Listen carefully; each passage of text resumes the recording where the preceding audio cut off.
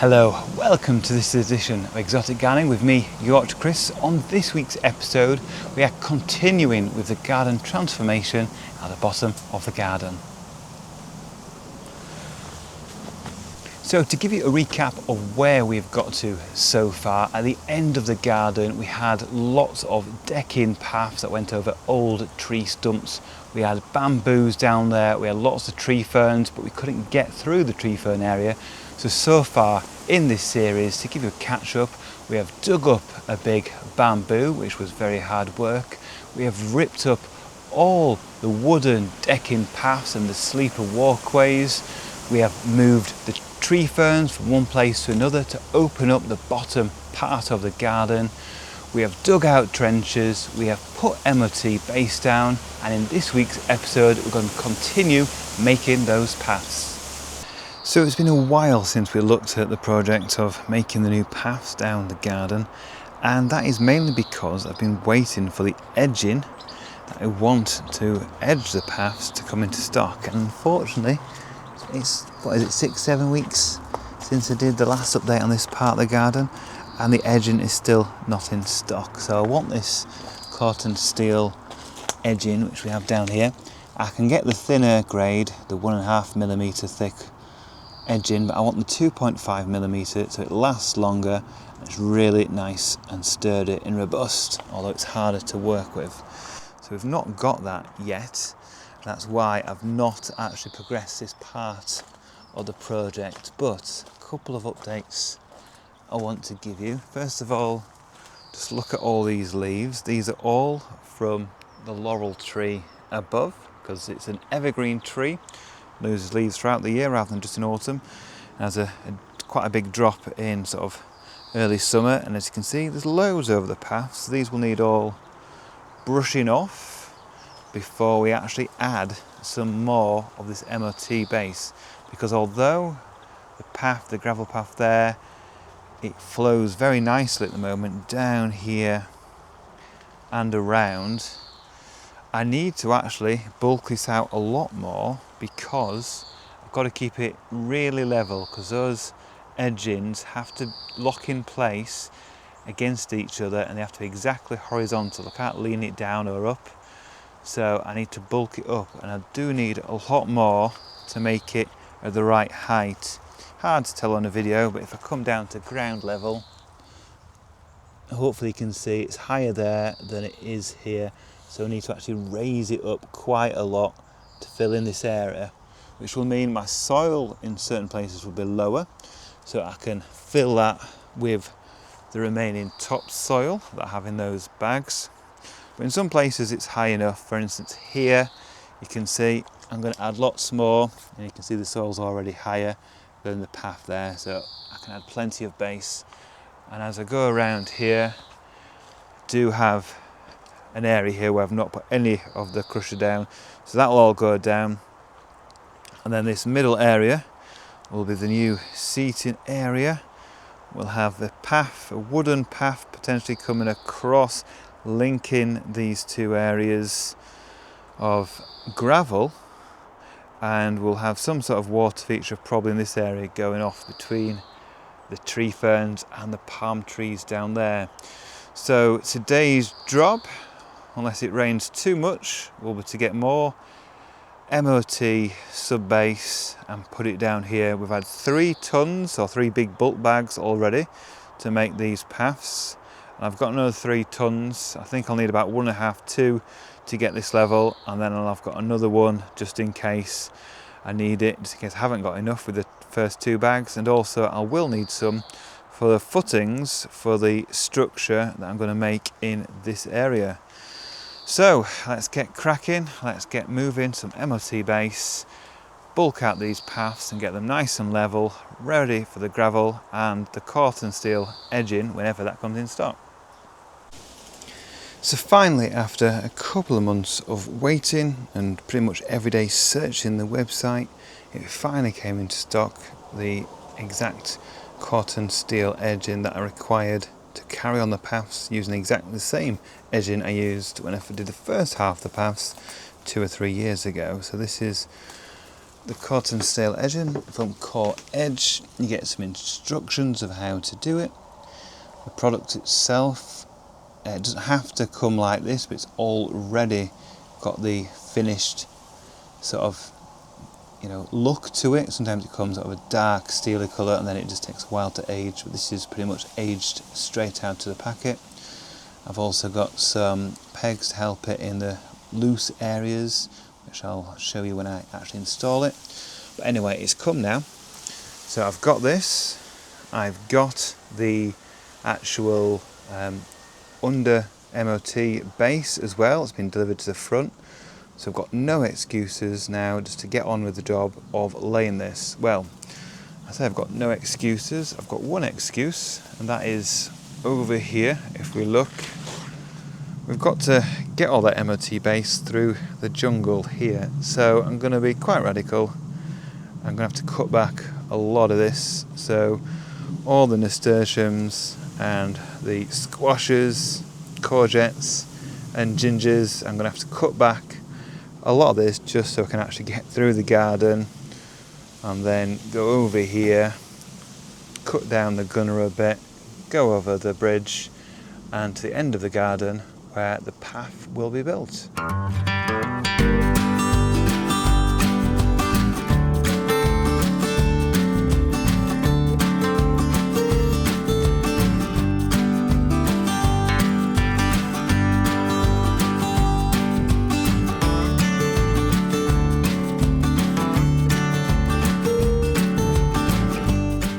Now it's time to tidy up all the mess, all this foliage. At least I've got a path through now,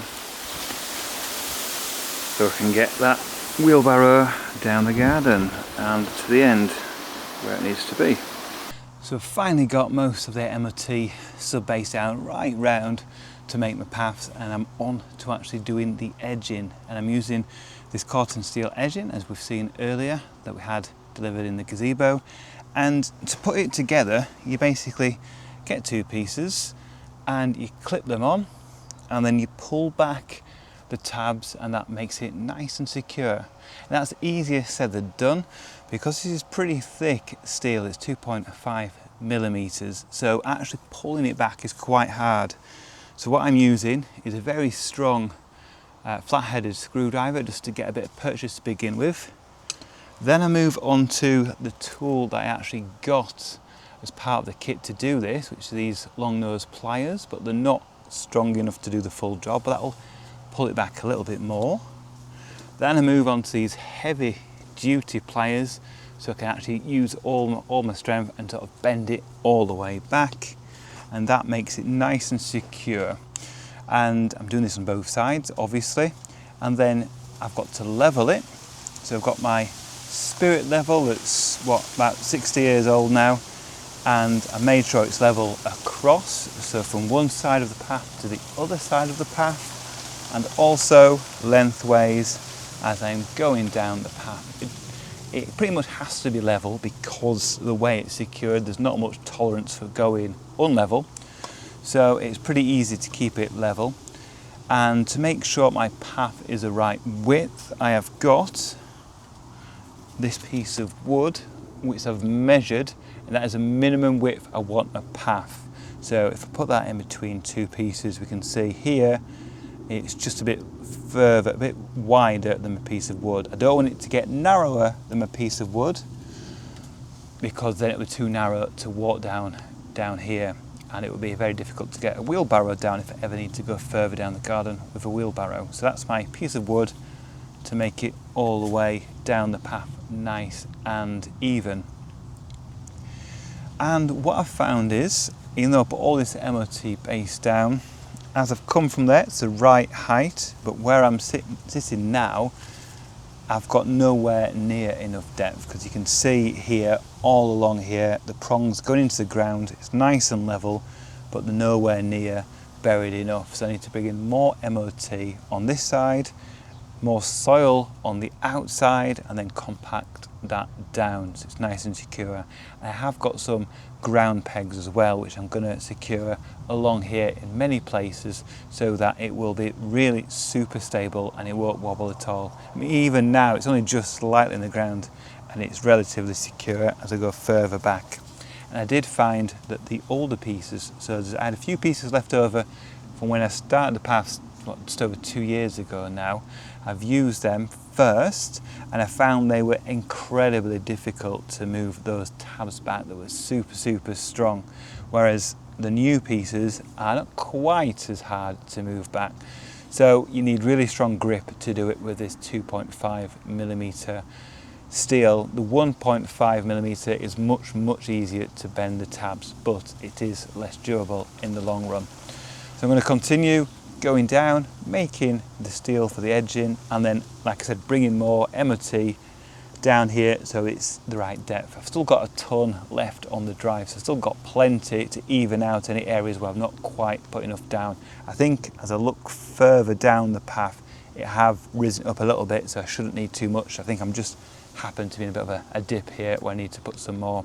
When it's all down, we'll get to the next stage of compacting it super hard in the middle, laying the membrane, and then finally putting the gravel on top for that beautiful stone finish.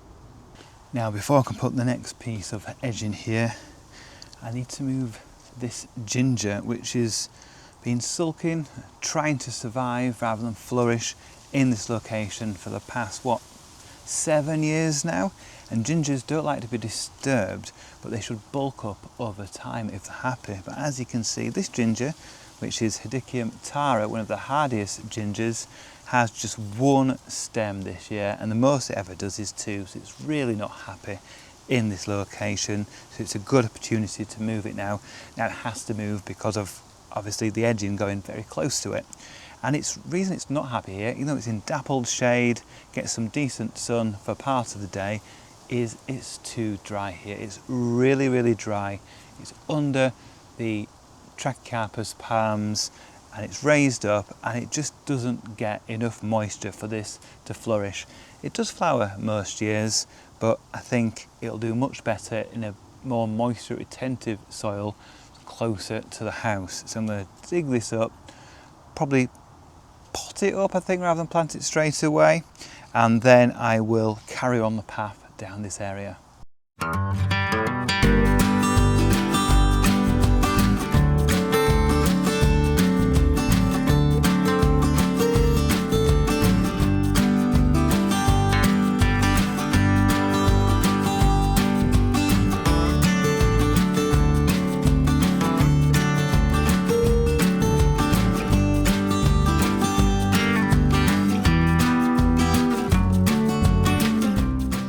Then I grabbed some weed suppressing membrane, which is 10 meters by 1 meter wide, which is just over the width of my path, and I laid it down the full length so it's over the compacted hardcore. And then I've got to actually pin it down, and there's a few ways you can do this. I've used sort of large screws before, but this time I've got some proper heavy duty pegs to put these hammered down into the ground. And because it's really compacted, it means that it can be quite difficult to get these in. It was sort of easier more or less around the edges, but in the middle it was much harder, as you can see here.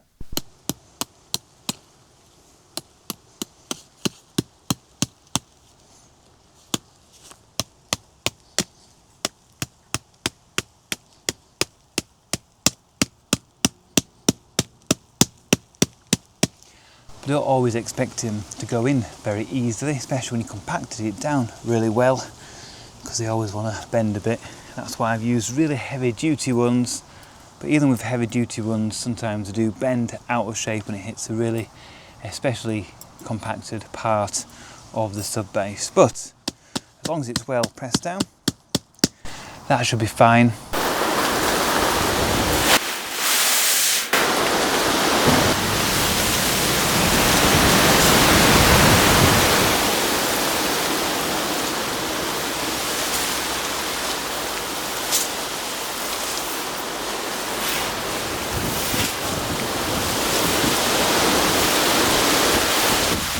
So this is the new gravel down, or should I say the old gravel I've had for a couple of years stored, but I've just used it all up here on the new section. And as we walk through, we walk into the previous section that we did 2 years ago at the gravel path, and I think you'll agree, hopefully, that it marries on quite nicely if I just turn around, because we've got that same edging working all the way through down here, so it matches up really neatly. Now as I carry on down, we get to this point and we stop because we've run out of gravel. Don't have any more gravel left, so I need to order another big bag to fill all this area going round here. Obviously I need to finish putting this suppressive membrane around this corner, and as we go across, I need to finish this edge here. This is all compacted down, and we need to finish off this side. I love how the path curves round, really pleased with that, and I think it's going to look good when it's finished. But as you can see, quite a lot of work. You see across there the new path there, but then we come to the ends, and at the ends we're going to have this covered. We're going to have some sort of decking structure going across here, so you have to sort of step up onto it. And then this big area, I think I measured it a few years ago, it's about 4 by 3 meters easily in this area square here. We're going to have some sort of structure, a nice seating area with a roof, and then again we'll have some sort of decking going over here so that you can walk nicely across over to that area. I was talking about putting a pond here, but actually, as you can see, with all these eucalyptus leaves and laurel leaves, it's just going to end up clogged with leaves, the pond, all the time. So I don't think it would be sensible to put a pond through here, even though it would look really nice. So I might just square off the decking area so it covers this area as a large rectangle rather than an angle coming across here with that pond. But we'll have to wait and see. I might change my mind on that. I also, believe it or not, need some more topsoil to go around the edges here, because it's not quite the right height on this side. I need it a bit higher, and I can compact it down more on this side so it's even more stable, these. But they are pretty stable, but they could be more stable with some more soil on the other side. So I need to get some more topsoil. And the same pretty much all the way down here, a bit more soil. And a few people asked me, well, will gravel just be full of weeds after a while? Well, as we move back into the old path, this has been here 2 years and 3 months now, and if we go down here, I've not weeded it, I've not picked up all the sticks, and it's pretty clear. Yes, we do have a few weeds. We've got a weed there, but as you can see, it's dead easy just to pick it up, pull it out. You don't get any soil, it's just the gravel, and it's very easy to do so. 2-second job. So I need to cut back some of the plants going over these paths, but in terms of maintenance it's pretty easy. And then we need to move on to the next stage, which is taking up the last bit of decking. So all this decking will go, and then it'll meet up with a bridge going to the jungle part of the garden. So I've got enough edging left to do this, but I don't want to dig all this up yet, because that's a lot of work to get rid of all this, and it's going to be more complicated because under here I've got my wiring for the pond pump, which is over there. So I'm going to have to be careful about the wiring, how I'm going to feed that through, and then I'll have to connect the edging onto the old edging here to come round to this side. And look, you can see there's hardly any weeds whatsoever in here. It's nice and dry, and plants really don't get hold with that weed suppressing membrane and the gravel. So that's where we're up to.